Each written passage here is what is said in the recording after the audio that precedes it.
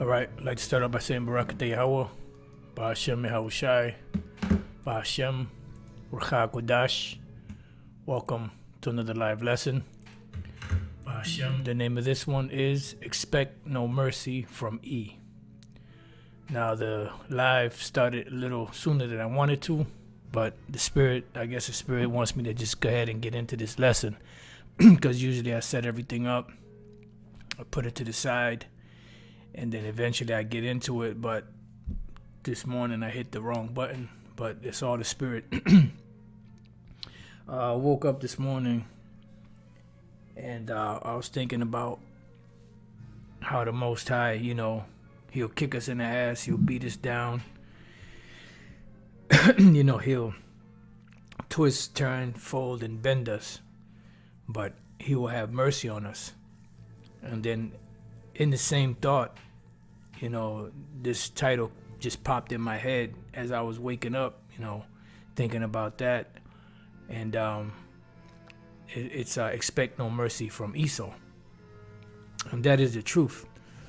When they made that movie, Planet of the Apes, at the end, they said, beware of the beast man, and it said he is the harbinger of death. And whoever put that movie together, whether it was just that producer himself or a bunch of people that got together, in a think tank to come up with this movie, that proves that they know that they're the beast in the book of Revelation. Because the main thing was Esau, in the movie Esau, they called him Bright Eyes. Bright Eyes is synonymous with having light, which is synonymous with the Illuminati, which is synonymous with the Luciferians, the light bearers of this world, the rulers of the darkness of this world. Why? Because they have the light of wickedness. They know what's going on, but they're still going forward to establish their demonic New World Order. And that proves that they know that they're the beast. Because why? First of all, did they have the so-called apes in them, as the lawgivers, and then they had a book, with chapters and verses, and then within it, one of the scrolls, and they were scrolls go back to what? To Israel. And then one of the scrolls said, beware of the beast man. And when we read the book of Revelation, all throughout the book of Revelation, it speaks about the beast with 7 heads and 10 horns. And we're at the point now where these devils are about to establish this new world order. So expect no mercy from E. Now, I typed in expect no mercy. It says, what does expect no mercy mean? It's an idiom. It says to treat someone very harshly. See, although the mayor had apologized, we'll forget about this. To treat someone very harshly. And this very harshly will be synonymous with summary executions. We spoke about, Elder Pastor and Elder Apostle Gabar was speaking about this situation where if Trump gets back into office, because Elder Pastor was telling us about it on the way down. And I believe he spoke about it. Yeah, he spoke about it in one of his lessons, or maybe 2. And we were speaking about it on the way down, how this devil plans on bringing back the, lynchings, public, executions, firing squads, and the such. And there are movies that show you public executions, like 1984, Running Man, and others, where they show you public execution, or the movie The Hunger Games, the series, where they have, the not so well-to-do, out there pretty much either hunting or being hunted for the sport of the so-called elite, and this is what they want.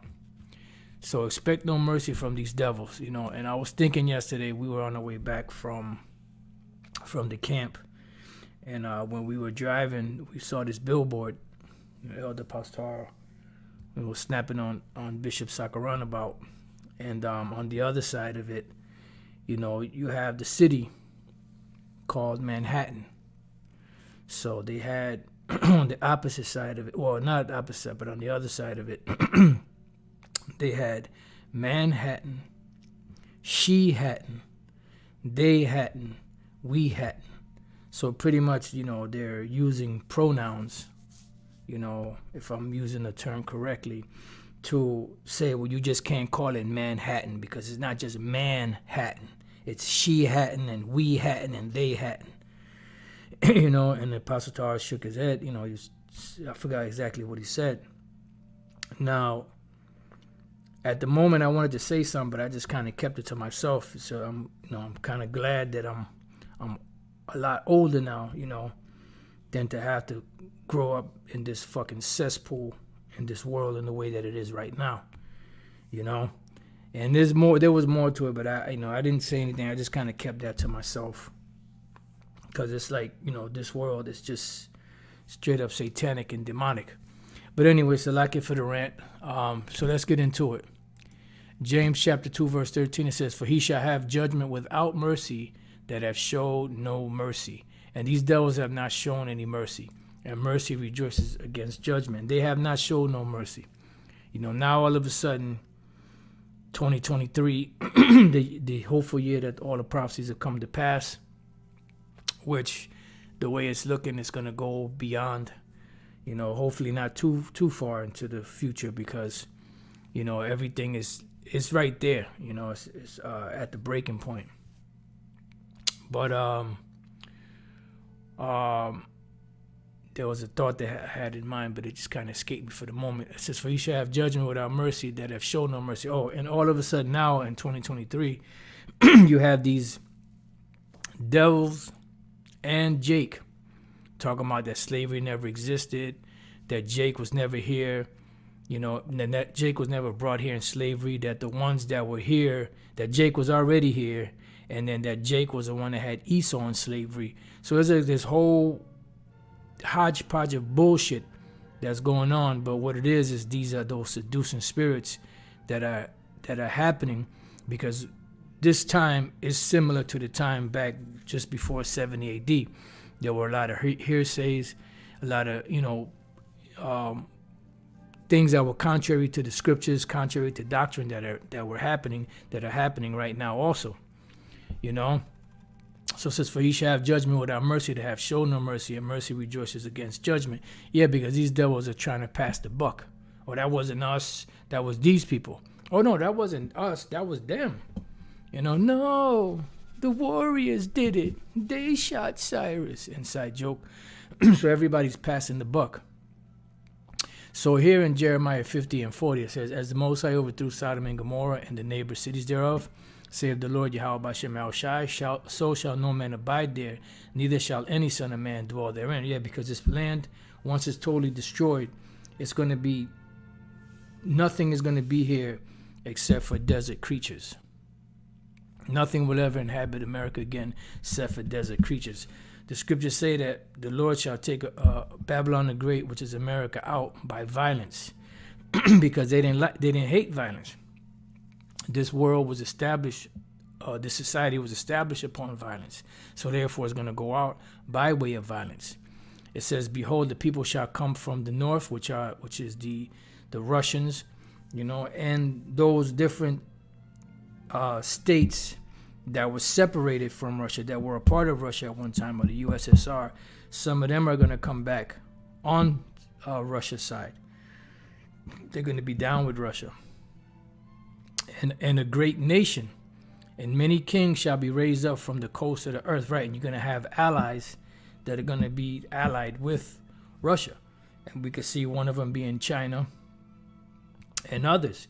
But the nations from the north were those ancient Russian nations that were broken up, and now they're coming back together. I believe either early in this chapter or in the 51st chapter it speaks about that. It says, they shall hold the bow and the lance, which is what? This is talking about their weapons, which are the so-called nuclear missiles, hypersonic missiles, whatever you want to call it.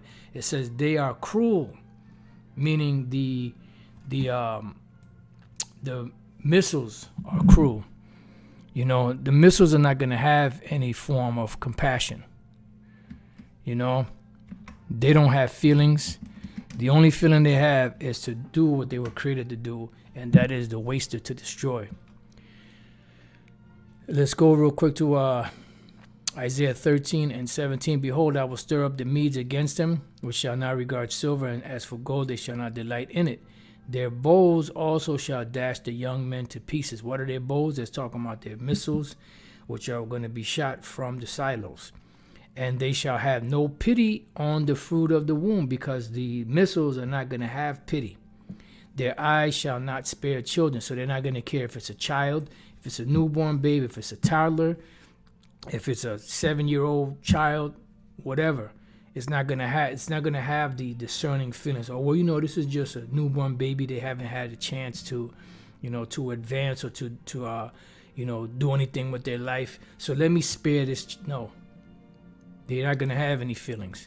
It says, and Babylon, which is America, the glory of kingdoms, because this has been the glory of kingdoms. All nations have become rich off the abundance and the delicacies, and the dainties of America. It says, the beauty of the Chaldees' excellency shall be as when the Most High overthrew Sodom and Gomorrah. And once again, we see a reference to the Lord destroying this place by way of fire. We read it here. We're reading it in Jeremiah 50, which is the same thing. We read about it in the book of Revelation. It's all the same thing. The 17th chapter, actually, the majority of the book of Revelation speaks about the destruction of America. But Revelation 17 is a setup to it, and it tells you how America's allies are going to burn her with fire. They're going to hate the whore, because a whore pretty much is, looking at them, their look is more stout than their neighbors, and America does not have regard for anybody else out there, even though they're other fellow Edomites.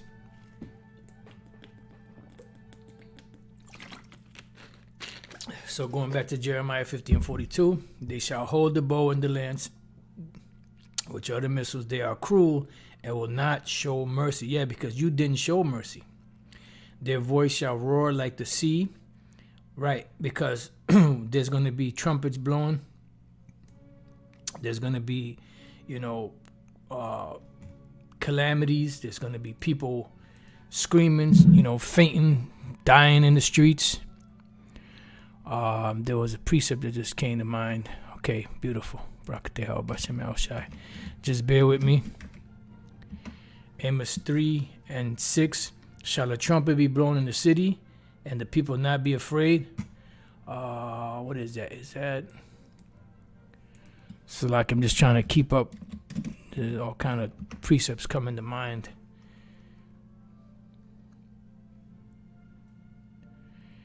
I think this is it right here, but let me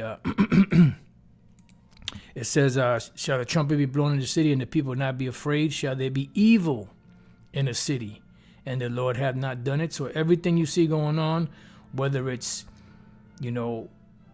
what they call like a freak of nature, whether it's man-made, whether it's something that's not unexplainable, it's all of the Lord Yahweh Bashim Yahushai. Because he's the one that's putting this in the minds of these people to do it, or he's just causing it to happen. So regardless whether they're doing it, it's the Lord doing it. Zephaniah 1 and 14, it says, the great day of the Lord is near. It is near and hasteth greatly, even the voice of the day of the Lord. And we hear the voice of the day of the Lord when we see these different prophecies coming to pass that are leaping right off of the pages of the Bible. It says, the mighty man shall cry there bitterly, because even the men of war are going to be nervous and afraid, because it's one thing to fight an enemy that you understand, that that is like you, but it's something to fight against something that's unexplained, that does things that are unimaginable, that can appear and disappear, that can grow and shrink, and that you have no defense against. Like the movie Predator, when they were fighting against the Predator, the so-called alien, they were all nervous and scared. They didn't know what to do. Why? Because they didn't know how to fight that particular being. because they're not used to it, because it's not like a regular man. So Yahweh Shai said when he comes back, he's not coming back to meet these devil as a man. He's coming back traveling in the greatness of his strength, you know, and the angels are coming with him, innumerable amount of angels. So it's going to get hairy out here. It says, the mighty man shall cry there bitterly. The day is a day of wrath, a day of trouble and distress, a day of wasteness and desolation, a day of darkness and gloominess, a day of clouds and thick darkness, a day of the trumpet and alarm against defenced cities and against high towers. So everything is going to be hit. It says, and I will bring distress upon men, that they shall walk like blind men, because they have sinned against the Lord. Right. So it's going to be, in other words, it's going to be so detrimental that wit is going to hide from men. So they're going to be at a point where they're going to be so nervous and scared, they're not going to know what to do. That's why they're going to be as blind men, because they're not going to have any sense of reasoning to be able to make sense of what's going on and to be able to deliver themselves from the impending danger. And their blood shall be poured out as dust, and their flesh as the dung. And this is the great and terrible day of the Lord. Neither their silver nor their gold shall be able to deliver them in the day of the Lord's wrath, but the whole land shall be devoured with the fire of his jealousy, which is talking about the whole land of America. It's going to be totally wiped out. For he shall make even a speedy riddance, 1 hour, baby. And it ain't going to be the land of Israel gets hit at 12 noon at their time, and then 7 hours later, America's destroyed. That is some straight up bogus bullshit, okay? For he shall make even a speedy riddance of all them that dwell in the land. A speedy riddance, okay? Ain't going to take no whole day for the Lord to, it's going to be easy work. 1 hour. That's it. The scriptures say, no man know the day or the hour of the Lord. So for Bishop Nathaniel to talk about some 12 o'clock noon, he's out of his mind. Okay? He been sipping a little too much juice. So, going back to Amos 3, let's go read that again. Shall a trumpet be blown in the city, and the people not be afraid? Shall there be evil in the city, and the Lord have not done it? So going back to Jeremiah 50 and 42, they shall hold the bow and the lance. They are cruel, meaning what? The missiles, because they're going to have the spirit of the Lord in them, and will not show mercy. Right? There ain't no mercy. Their voice shall, we just read, you shall have judgment without mercy, which have showed no mercy. You establish Babylon the Great upon violence. You will have violence to deal with. Their voice shall roar like the sea. Right? That's talking about the prophecies. Or actually talking about the missiles, because they're called the noise and pestilence in other scriptures. And they shall ride upon horses, meaning upon power. Everyone put in array, right? Because they're coming as military. It tells you that in the book of Joel, the 2nd chapter. It tells you that in the book of Revelation, I believe that's the 9th chapter. How they're coming. They're going to come with jacinth, and all sorts of armor, shields, helmets. They're going to come like the missiles are coming like a well-harnessed, well-arrayed military. With all the dressings, all the trimmings. It says, like a man to the battle against thee, O daughter of Babylon. Right. So they're going to come like a man to the battle, because the Lord, that's the Lord, one of the Lord's militaries, one of the Lord's armies. He said he mustereth the host of the battle. All right. So, it says the king of Babylon, whoever is the king of Babylon at that time, hath heard the report of them, meaning of what? Of the missiles. And his hands wax feeble. Why? Because they know that this is the day of doom. Because one thing that no ruler wants to know is when they're in power, to hear that nuclear missiles have been shot at their country. It says, anguish took hold of him, and pangs as of a woman in travail. All right, so let's go from there. Let's go to the book of Ezekiel, chapter 35, because this is one of the precepts that popped up in my head. And let's get into it. So Ezekiel 35:1. Moreover, the word of the Lord came unto me, saying, Son of man, set thy face against Mount Seir, and prophesy against it. So it's not talking about the actual mountains of Seir. It's talking about the government, the higher ups of Mount Seir, of Esau, the Edomites. You know, their capital in the world is America, Basra. This is the capital of the whole structure. And the puppets that they have in the Senate House and all of that, in the White House and all of that, are not the kings of Babylon. They are just officials that work for the king or the kings of Babylon, which are the international banking families, beginning with the Rothschild family, so on and so forth. All right?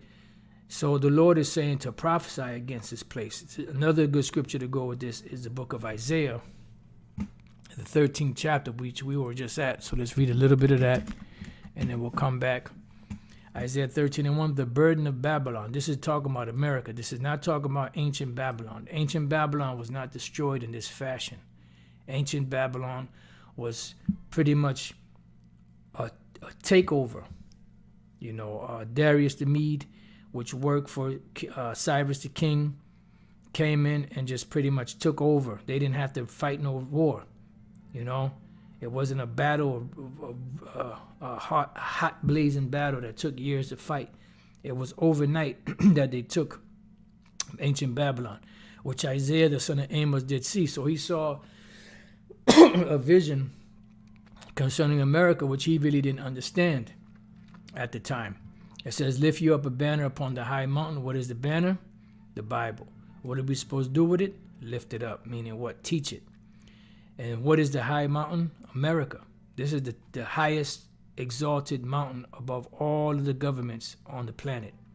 This is why New York, which is pretty much the capital of America, Babylon the Great, is called Excelsior, which means to be exalted.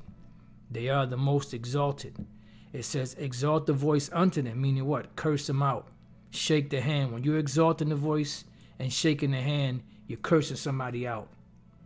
And why are they being cursed out? Because judgment is about to come upon them because of what they did.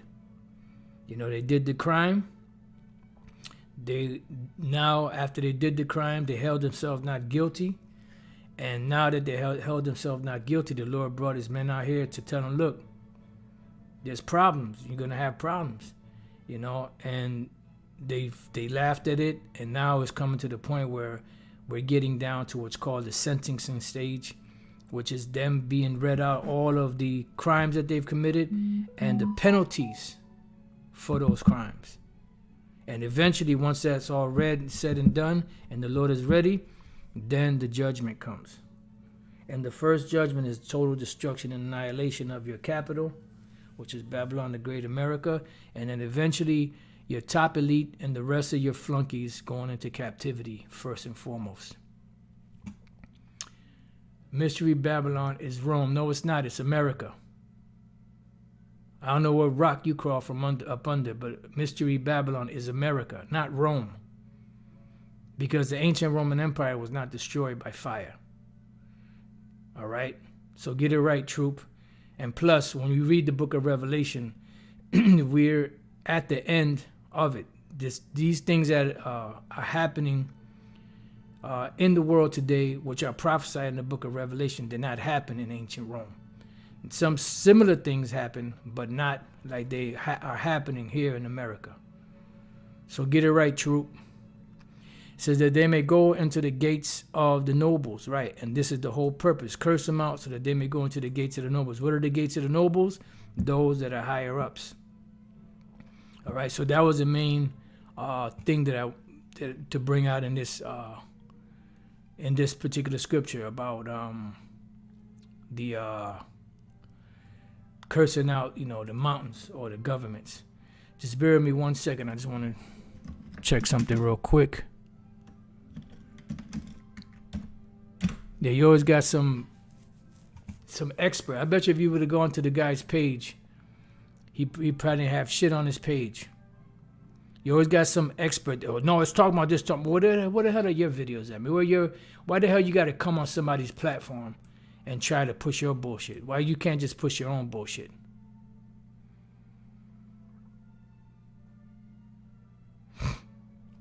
All right, yeah, I just wanted to check out something real quick. Anyways, yeah, you damn herb. Back in Ezekiel 35:2, Son of man, set thy face against Mount Seir, and prophesy against it, and say unto it, Thus saith the Lord power, Behold, O Mount Seir, I am against thee, and I will stretch out my hand against thee, and I will make thee most desolate. Right. This is not talking about speaking against the land. It's talking about speaking against the people. And not just the people, well, the people too, but mainly the rulers, which are the main ones that are being addressed. You know, it says, I will lay thy cities waste, and thou shalt become desolate. Right? This is talking about America. You know, it's not talking about the actual Mount Seir. It's making reference to Mount Seir because it's speaking about the people. And the scriptures tell us in Malachi, the 1st chapter, that, you know, wherever Esau is, they are the borders of wickedness. Okay? It says, and thou shalt know that I am the Lord, because thou hast had a perpetual hatred, right? Because this is an old hatred. This is not something new. This is an old hatred that these devils have against us. You know, it's not, it goes deeper than just the color. Oh, because you're black, or because you're Puerto Rican, or because it goes deeper than that. That's just the outer shell. But the underlying problem goes way back to the beginning with Jacob and Esau. You know, back to them giving up their birthright, back to them giving up their blessing, you know, so it goes way back. Further back than Jake's way back burger. And I pray that you brothers ain't eating that crap. Because thou hast had a perpetual hatred, and has shed the blood of the children of Israel by the force of the sword in the time of their calamity. Right. And it's like I said, it's an old hatred. It says, in the time that their iniquity had an end, and going back to the time when the Babylonians took us down, these devils actually helped them.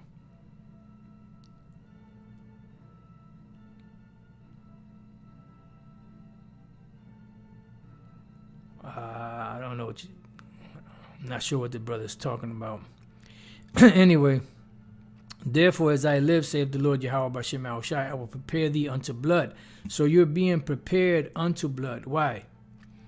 Because you are the vessels that are fitted for destruction. In Romans 9:22.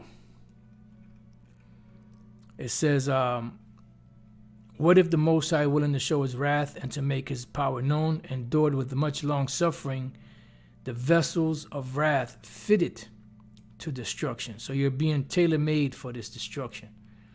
All right. Before I read on, I'm going to read this brother's precept. Let me see. Read a couple of these precepts. All right. Let me first hit this one.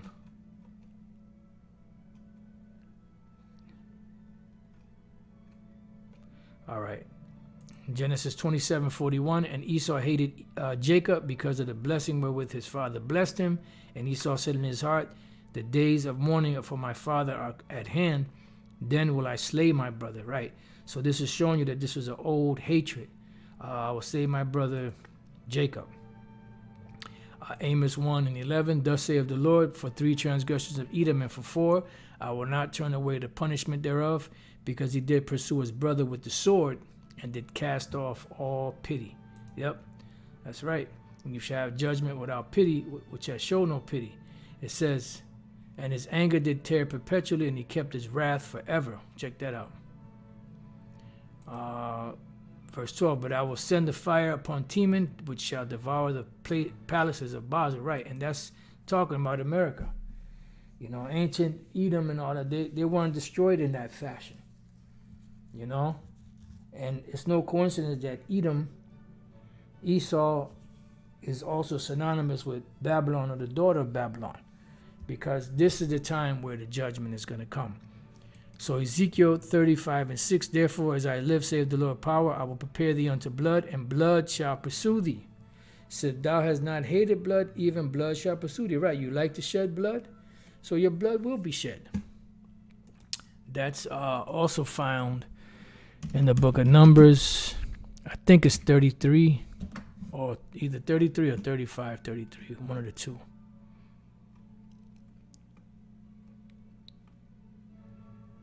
So it's actually 35. Numbers 35. Haven't gone to this precept in a long time. Numbers 35:33. So you shall not pollute the land wherein you are, for blood it defileth the land, and the land cannot be cleansed of the blood that is shed therein, but by the blood of him that shed it. That's right. So this is why it says that prepare slaughter for his children for the iniquity of their fathers. And there's been a lot of heinous crimes that Esau has committed that have not been uncovered yet. Now, we have an estimation of the blood that he shed, but we don't have the full picture. But we're going to know everything in that day. Isaiah 26:21 says, for behold, the Lord cometh out of his place to punish the inhabitants of the earth for their iniquity. Right. This is talking about the inhabitants in general, but it begins with the leaders, the leadership, which is Esau. It says the earth also shall disclose her blood, right? Because the blood has been hidden. There's certain accounts of atrocities that Esau has committed that are not even being spoken about, that are hidden from sight, that nobody knows about, that only the Lord knows about. And all of that is going to come out to the light.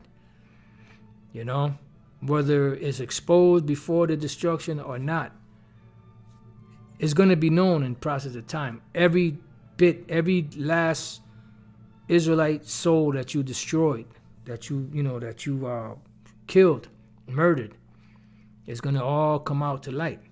It shall no more cover her slain. So you're not going to be covered anymore. The estimations are going to be facts. It's going to be actual, numbers, not just a rough estimate. All right. So going back to Ezekiel 35:7, thus will I make Mount Seir most desolate, and cut off from it him that passeth out and him that returneth. Right. So that's, America, there will be nothing left here. You could read Isaiah, the 14th chapter, where the Lord said he will not leave him no root. You won't have a father, a son, a nephew, an uncle, nothing left, a grandfather, nothing left to carry on your name. Because once you go into captivity, you will be utterly destroyed after a certain period of time.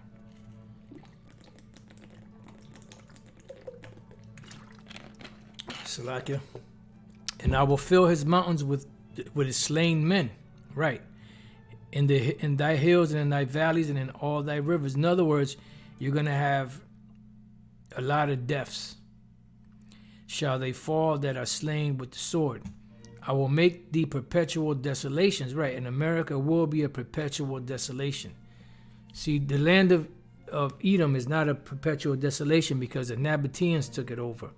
You still have in certain places of them over there, you have tourist attractions. People coming and going inside of the different, caves and all of that. So that's not totally destroyed. That's not totally desolate. When the Lord takes his place out here, it's going to be total desolation. You read Isaiah the 34th chapter and other chapters, it tells you that there's not going to be anything living here except for desert creatures. And this place is going to go up in flames for a long period of time. Then after a certain period of time, the flames are going to stop and the wild beasts are going to come. It says, and thy cities shall not return, and you shall know that I am the Lord Yahweh Bashem Yahushai. Right, because you're not going to know where one city ended, the other one began. You're not going to know where any different attractions were. You're not going to know where governmental buildings were at. It's going to be the lines of confusion and the stones of emptiness. You're going to go to their palaces, where the palaces used to be. There's not going to be anything there but wild beasts. And not that anyone's going to come here anyway, but I'm just, stating what the scriptures are saying. It says, because thou hast said these two nations and these two countries shall be mine, right? And this is another proof that this ain't talking about, back then. It's talking about now, because the two nations are what? The two kingdoms of Israel that were split up into two, that are now here joined together into one stick in America. Babylon the Great, namely Harlem, New York, was the beginning of the truth that you hear being taught right now. So they rejoice in that that the two tribes or the two kingdoms are theirs, and we will possess it. And whereas the Lord was there, right? And even now, as we speak, they have our land, in their hands, but they also have us in captivity. It says, therefore, as I live, saith the Lord Yahweh Shema Shai, I will even do according to thine anger and according to thine envy, which thou hast used out of thy hatred against them. Right. It's going to be payback. That's all.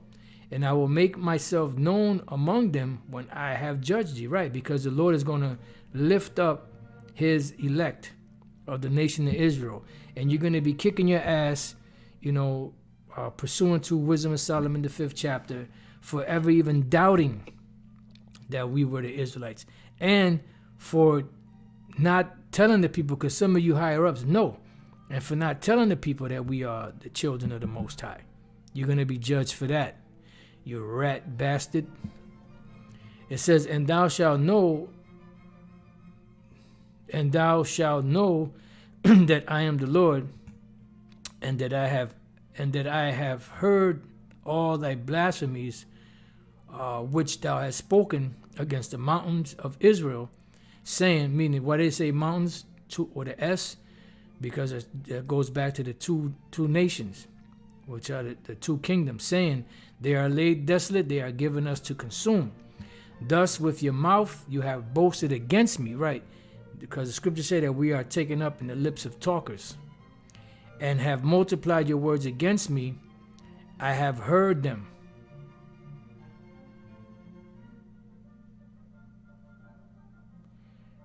It says,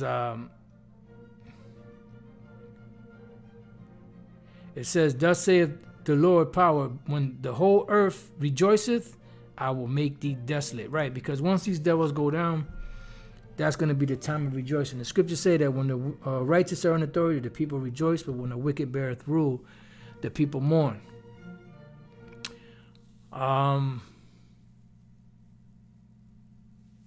So it says, as thou didst rejoice at the inheritance of the house of Israel, because it was desolate, so will I do unto thee. Thou shalt be desolate, O Mount Seir, and all Idumea, meaning all of America, even all of it, and they shall know that I am the Lord. Right, because when America is destroyed, which is pretty much is the capital of these Edomites, it's going to be totally annihilated. There ain't going to be nothing left here. Not a blade of grass, not a building, not stones to build, not any resources. There ain't going to be no bunkers that might have some canned goods in it. None of that. It's going to go up in smoke. All right, let's see.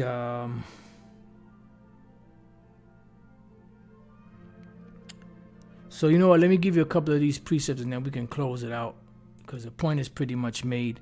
Let's go to, got like 4 precepts here. Psalm 74 and 20. It says, have respect unto the covenant, for the dark places of the earth are full of the habitations of cruelty. And Esau is the habitations of cruelty. This is why it says you shall have judgment without mercy, that have showed no mercy. Oh, let not the oppressed return ashamed, right? Because we are the oppressed. And let us not return ashamed. Let the poor and needy praise thy name, Yahweh, Bahashem, Yahweh Shai. And no, we're not ashamed to proclaim those names. Arise, O Most High, plead thine own cause. Remember how the foolish man, which is Esau, reproacheth thee daily. Forget not the voice of thine enemies. The tumult of those that rise up against thee increaseth continually. Right, and we see that. That's where you have your Klaus Schwabs and your Noah, Yuval Hararis talking about we don't need the Most High. We can piss him off as much as we want because they want to establish a new world order. And they're pretty much puffing at the Most High. But the Lord see that his day is coming. That's why the scripture said that the Lord is going to laugh at them. All right. So from there, let's go to Psalms 25 and 19. It says, consider mine enemy. I'm sorry, let's start at 18. Look upon mine affliction and my pain and forgive all my sins. And we concur with the same sentiment. Consider mine enemies, for they are many, and they hate me with cruel hatred. And these devils hate us with cruel hatred. If you read some of the stuff that they planned for Jake in these times, the scriptures say that there's going to be a great insurrection upon those that fear the Lord. And if you read of some of these things that they have planned, you know, you could tell that they have a seething hatred. And that's why that seething hatred has never died. It's just been, you know, swept under the rug. Okay, inside joke. Because, you know, it wasn't a popular thing to be known about. But you better believe that there's an underlying demonic hatred, you know, for us. Even though they don't say it outright.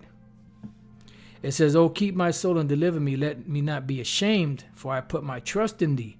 Let integrity and uprightness preserve me, for I wait on thee. Redeem Israel, O Yahweh B'Shem Yahushai, out of all his troubles. And the time of Jacob's trouble is coming. And these devils are going to be like madmen, sparing none. But the Lord is going to lift up a standard against them. Let's go from there to Psalms 27 and 12. It says, deliver me not over unto the will of mine enemies, for false witnesses are risen up against me, and such as breathe out cruelty. Yeah, that's what their New World Order is all about. That's how they're proclaiming and breathing out their cruelty by this so-called New World Order. I had fainted unless I had believed to see the goodness of the Lord in the land of the living. Yeah, because if you really look at this, and this is why you understand why Jake is so fucked up, because when they see their surroundings and they don't have Yahweh B'Shem Yahushai and this truth as an anchor, it's hopeless. It's like, we can't beat this devil. There's nothing that we could do. We've marched, we've spoken up, we've said this, we fought, we did this, that, and the other, and no matter what, we're still in the same condition. So fuck it, pass the bowl of crack. And this is why Jake gives up. Turns to alcohol or drugs or whatever the case may be, just to escape reality. This is why King David even said, who shall lead me into the strong city? Who will lead me into Edom? Now, that wasn't talking about back then, because King David, Joab, and the rest of Israel was kicking Esau in the ass. So he saw a vision of the future in Esau in great power. And this is the time that we're at. So if it wasn't for the Lord Yahweh B'Shem Yahushai, we'd be through. We'd be finished. And this is what we have our hope in, 100%.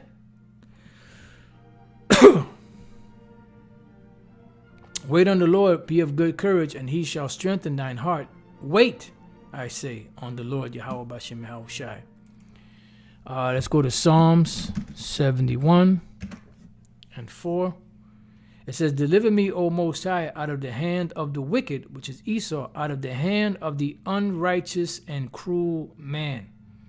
For thou art my hope, O Lord Yahweh B'Shem Yahushai, thou art my trust from my youth. Right. And this devil is unrighteous and cruel. And let's leave you with this. Psalm 17 and 8. Start off there. Keep me as the apple of the eye. Hide me under the shadow of thy wings, from the wicked that oppress me, from my deadly enemies who compass me about. Right, and they are deadly enemies. You see everything that they're doing, the destruction that they're bringing, the poisons that they put in the food, and the medicines, in the air, in the water, in general. The cutting off of everybody's supplies, the poisons that are being let out. I mean, it's just on and on and on. It's never ending. But the Lord is going to put an end to it. They are enclosed in their own fat. With their mouth, they speak proudly. Yeah, because they have everything. They have now compassed us in our steps, right? And we are compassed in our steps because we pretty much are in the grip of this devil. They have set their eyes bowing down to the earth, right? Because they can see everything, and they pretty much got everything under their control.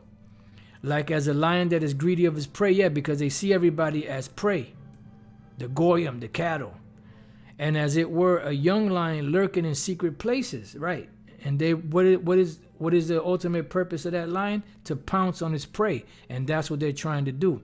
Arise, O Lord, Yahweh Bashem Yahushai, disappoint him, cast him down, deliver my soul from the wicked, which is thy sword. And they are the whipping stick of the Most High, and they do not bear the sword in vain.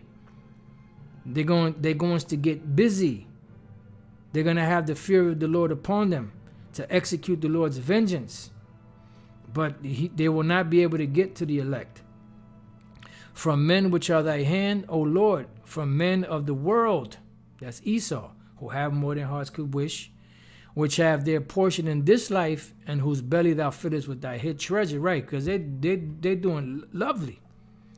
They ain't suffering. They don't know what a bad day is. You know, they have no want for anything. They have really no sicknesses because they eat the best of everything. I was just commenting last night how this devil, he's almost 100 years old, Jimmy Carter, and now he's entering the hospice. Then I mentioned this other devil who's about 100 years old, Henry Kissinger, you know? And the Apostle Gabar said, yeah, because they eat the best of everything. They have the best medicine, the best herbs, everything. And yeah, it's true. But here it is, we're serving the Lord, and it seemed like we're being treated like as if we was the wicked, you know, even though we deserve it, you know, but, you know, we understand, like Asaph said, you know, yeah, I was like a fool until I entered into the Lord's sanctuary. It says they are full of children, and they leave the rest of their substance to their babes, right? Because they have inheritances. What does Jake inherit? Nothing but hard times, misery, no bills, you know, having to take on their parents' debt or whatever the case may be, so on and so forth. As for me, I will behold thy face in righteousness. I shall be satisfied when I awake with thy likeness. And this is what we're waiting for. That great change for the Lord to deliver us, change us, put his law, statutes, and commandments into our inward parts. And it's all downhill from there, brothers and few sisters. So with that, I pray that you brothers and few sisters have been edified. Till the next time I say Shalom. Elder Pastor, what scripture was that? Unrighteous ruler.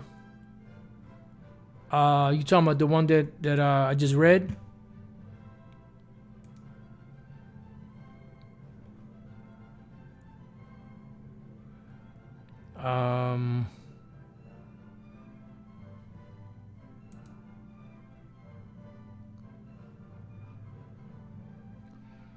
Let me see if I can find that one for you. I think.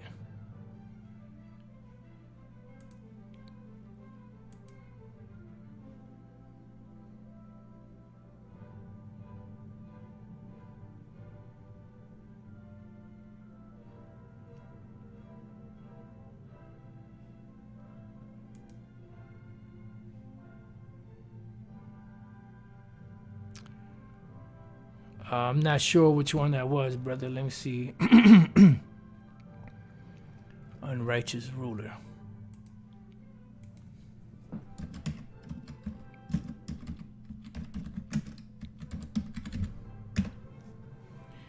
Yeah, it's not coming up.